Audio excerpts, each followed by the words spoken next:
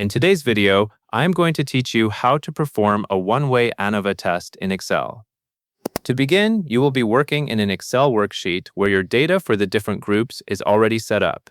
A one-way Anova is used to compare the means of more than two groups and to help you determine whether there is a statistically significant difference between those groups. In this tutorial, you will use an Excel formula approach that checks multiple pairwise comparisons using the test function, then labels the result based on a chosen significance threshold.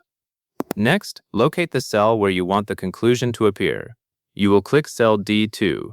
Take a moment to confirm that you are in the correct cell, because the formula must be placed in the right location for the output to show correctly. Once you have D2 selected, your cursor should be active inside that cell, and you will be ready to paste the formula. Now, paste the formula into cell D2. The formula you will paste is this: equal if minuteft nestagas is 6 b2 b6 f domain minute pret zingfor reducerspus. It also uses the f-top test function 3 times, which compares pairs of groups. The pairs being tested are A versus B, B versus C, and A versus C. Then the min function takes the smallest p-value from those tests. This matters because the logic here is conservative. If even the smallest p-value is below the 0.05 threshold, then the formula returns significant difference. Otherwise, it returns no significant difference. The 0.05 value is the significance level, which is a common standard in many statistical workflows. If you are working in a different context, the threshold could be adjusted, but for this specific formula, you will leave it at 0.05. After pasting the formula, press Enter. At this point, Excel will evaluate the f-top test results using the ranges in the formula. You should see the output in cell D2 update immediately.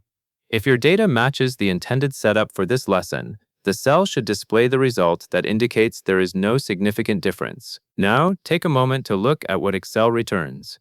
In this example, it should say no significant difference. That means that none of the pairwise f-test values produced by the formula are below the 0.05 cutoff when the smallest one is considered. In practical terms, with the information available in these ranges, the evidence from the test is not strong enough to conclude that the group differences are statistically significant. Next, if you want to double-check your work, you can click back into cell D2 and review the formula bar. Confirm that the ranges are correct and that the formula has not been altered during pasting. In particular, make sure the ranges are aligned with how your groups are arranged on the worksheet, since f-top test depends directly on those cell ranges. Finally, you can use the label produced in D2 as your conclusion for this test result.